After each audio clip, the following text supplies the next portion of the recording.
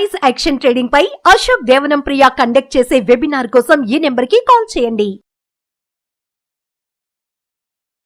నమస్తే, welcome to Suman TV. నేను విష్ణు. ప్రస్తుతంతో పాటు Kautilya capital founder and trader Ashok Devanapriya garu ఉన్నారు. వారితో మాట్లాడదాం. సార్ నమస్తే. సార్ అశోక్ దేవనప్రియ గారు. నమస్కారం సార్. సార్ అశోక్ దేవనప్రియ గారు, ఈ ప్రోగ్రామ్ స్టార్ట్ అవడానికి ముందు, అంటే ఈ సెషన్ స్టార్ట్ అవడానికి ముందు మీరు ఒక చిన్న కుర్రాడి గురించి ఏదో ఒక స్టోరీ చెప్తా అన్నారు. 11 సంవత్సరాలకి ఈ స్టాక్ మార్కెట్ ప్రపంచాన్ని ఏలిన బాలుడు అంటూ కూడా ఏదో స్టోరీ చెప్పారు. ఏంటి అసలు కంప్లీట్ ఇన్ఫర్మేషన్ చెప్పగలరు? ఎవరా 11 సంవత్సరాల కుర్రాడు? అతని పేరు వచ్చి జెస్సీ లివర్మోర్ అని. సో తను యుఎస్ ట్రేడర్ అన్నమాట. 11 ఏళ్లకే స్టాక్ మార్కెట్కి వచ్చాడు.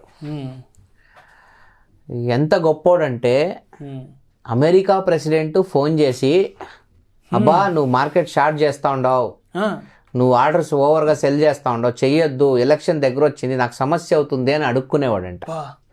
అంత గొప్ప ట్రేడర్ అతను. అతన్ని ఫాదర్ ఆఫ్ స్పెక్యులేషన్ అని పిలుస్తారు. Father of speculation. ఓకే. అతని మీద ఒక బ్యూటిఫుల్ బుక్ వచ్చింది, the reminiscence of a stock operator అని చెప్పి. ఆ బుక్లో వాడు కంప్లీట్ కథనం చెప్పినారు. ఏంటంటే చిన్న అబ్బాయి, 11 ఏళ్ళ అబ్బాయి. అప్పట్లో షేర్ బ్రోకర్లు లేరు, గుర్తం చేసుకోండి. నేను 100 ఏళ్ల క్రితం చెప్తున్నా.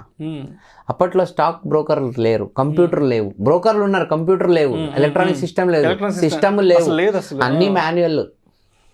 మ్యాక్సిమం ఏముండే తెలిసిన, ఈ స్కోర్ బోర్డ్కి బ్లాక్ బోర్డ్ చేంజ్ చేసేవాళ్ళు, గుర్తుందా?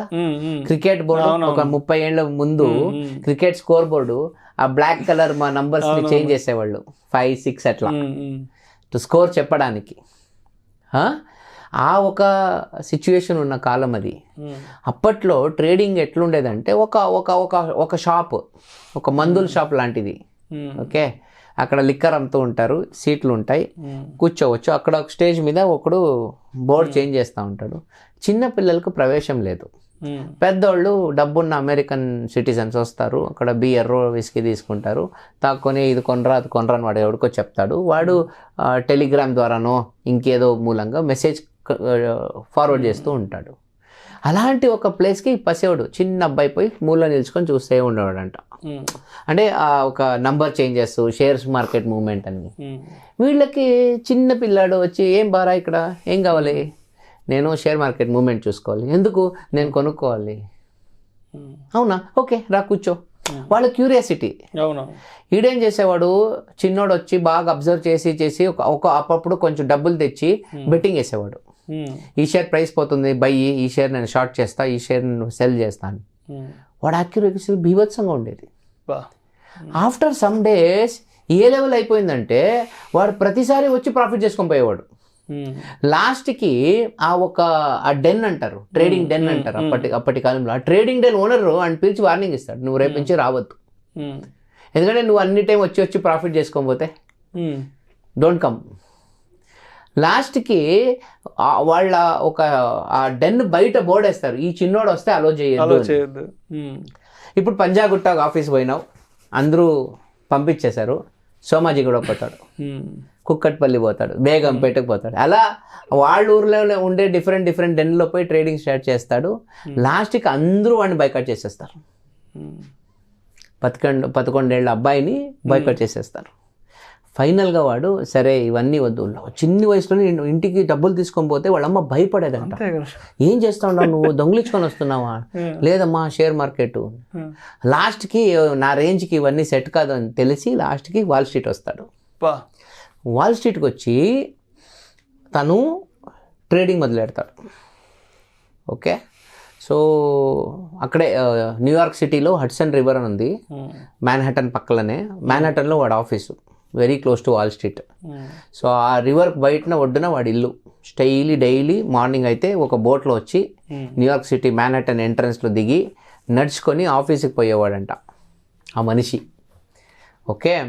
ట్రేడింగ్ 1929 గ్రేట్ డిప్రెషన్ వచ్చింది.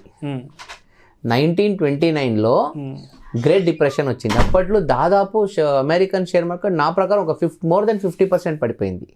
పెద్ద ఎత్తున జాబ్ లాసెస్ అయింది. ఆ ఒక ఫాల్లో నాకు తెలిసి కొన్ని మిలియన్స్ ఆఫ్ డాలర్స్ డబ్బులు సంపాదించుకున్నాడు అతను. Very bearish fellow.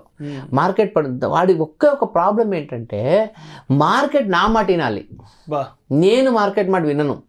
11 సంవత్సరాల కుర్రాడే మార్కెట్ ని శాసించాలి. ఇది తర్వాత ఓకే కొంత వాల్ స్ట్రీట్ వచ్చేసాడు. వాల్ స్ట్రీట్ వచ్చాక వాల్ స్ట్రీట్ వచ్చే వాడికి 25-30 ఏళ్ళు ఉంటుంది. త్రూ అవుట్ హిస్ కెరియర్ 4 సార్లు వాడు ఫార్చ్యూన్ చేసి $1 బిలియన్ పై జీరో అవుతాడు. 4 సార్లు బ్యాంక్రప్ట్ అవుతాడు. 4 సార్లు. వాడు ప్రతిసారి బ్యాంక్రప్ట్ అయితే బ్రోకర్లు తెచ్చి వాడికి డబ్బు ఇచ్చేవాళ్ళంట. తీసుకో 50 మిలియన్ ట్రేడ్ చేయి, మేము నీకు సపోర్ట్ ఇస్తాం, నువ్వు మా హీరో, మా ఇండస్ట్రీకి నువ్వు ఒక తర ఐకాన్.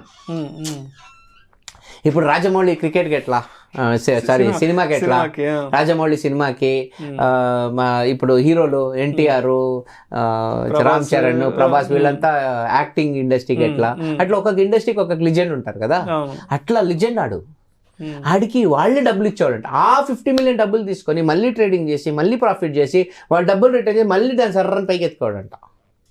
కానీ వాడు ఒకే ఒక వీక్నెస్ ఉండేది ఏంటంటే మార్కెట్ నేను చెప్పినట్టు వినాలి, నేను మార్కెట్ చేసే పని నేను చేయను. చెప్తున్నాను కదా, అమెరికా ప్రెసిడెంట్ ఫోన్ చేసేవాడంట, ఎలక్షన్ దగ్గర పడుతుంది, దయచేసి నువ్వు మార్కెట్ ఏం చేయొద్దబ్బా, నువ్వేం లాస్ చేయొద్దు, నువ్వేంది రాంగ్ పొజిషన్ తీసుకోవద్దు, కొంచెం కామ్గా ఉండు, మార్కెట్ ఓవర్ వొలటైల్ పెట్టద్దు. మార్కెట్ని అలా ఆ రేంజ్లో శాసించేవాడు జెస్సీ లివర్మోర్. సో లాస్ట్కి దాన్ని డెన్నీని బకెట్ షాప్ అని పిలిచేవాళ్ళు. ఆ 11 వయసులో పోయి అక్కడ ట్రేడ్ చేసేవాడు కదా, దాన్ని బకెట్ షాప్ అని పిలిచేవాళ్ళు. దాని తర్వాత పెద్ద కాటన్ ట్రేడర్. అప్పట్లో కాటన్ ట్రేడింగ్ పెద్ద విషయం. అప్పుడు మెయిన్ కాటనే. అమెరికా షేర్ మార్కెట్లో కాటన్ ట్రేడింగ్ పిచ్చి వాల్యూమ్స్ పోయేది. Cotton, jute. ఓకే, అప్పుడుదా మోరార్లెస్ ఇండస్ట్రియల్ రెవల్యూషన్ పికప్ అవుతుండే టైం అది. Ford motor company automobile start చేసింది, ఆటోమొబైల్ ఇండస్ట్రీ జూమ్లో ఉంది, అమెరికా ఇన్ఫ్రాస్ట్రక్చర్ బిల్డ్ చేసుకుంటా ఉంది. అలాంటి టైంలో తను మార్కెట్లో రారాజులా బతికాడు. చాలా మార్కెట్లు చాలా డబ్బులు చేసుకున్నాడు, పోగొట్టాడు. ఈ రోజు కూడా తను ఒక హీరో. కానీ ఫైనల్గా తను సూసైడ్ చేసుకుంటాడు లాస్ట్ టైం. సైజ్ చేసుకొని చనిపోతాడు యాక్చువల్గా. కానీ ఈ రోజుకి కూడా జెస్సీ లివర్మోర్ అంటే వాడికే ఒక రేంజ్ ఉంది, ఒక ఒక ఒక ఒక ఒక హవా ఉంది. ఆడి పేరు వింటే పులకరించిపోతారు ట్రేడర్స్. ఈరోజు కూడా వాడిని ఫాదర్ ఆఫ్ స్పెక్యులేషన్ అంటే ఏమి, betting predicting where market will go, పైన ఎప్పుడు పోతుంది, కింద ఎప్పుడు పడుతుంది, ఇవన్నిటికీ వాడిని ఫాదర్ అని పిలుస్తాడు.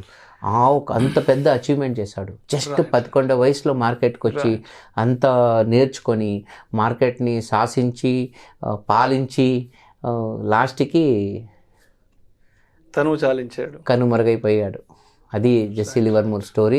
ఆ పుస్తకం ఉంది, రెమినిజెన్స్ ఆఫ్ ఏ స్టాక్ ఆపరేటర్ అని చెప్పి. ఆ పుస్తకంలో మనం డీటెయిల్గా ఆ బుక్ గురించి కూడా మాట్లాడదాం. సో వెళ్ళిపోయినాడు. ఈ రోజు కూడా నాకు చాలా పెద్ద ఇన్స్పిరేషన్. అతని నుంచి చాలా విషయాలు నేర్చుకున్నాను. Thank you sir, thank you so much Ashok Devanapriya garu. 11 సంవత్సరాల వయసు నుంచి స్టాక్ మార్కెట్ని శాసించాలనుకున్న ఒక చిన్న కుర్రాడి కథను చాలా చక్కగా, చాలా డీటెయిల్గా తెలియజేశారు. బట్ చివరిగా ఏంటంటే తను చాలించడం అనేది కొంచెం పెయిన్ఫుల్ అనిపించింది. Right. Thank you sir, thank you very much. Suman టీవీలో మీ పర్సనల్ అండ్ బిజినెస్ ప్రమోషన్స్ కోసం కింది నెంబర్కి కాంటాక్ట్ చేయండి.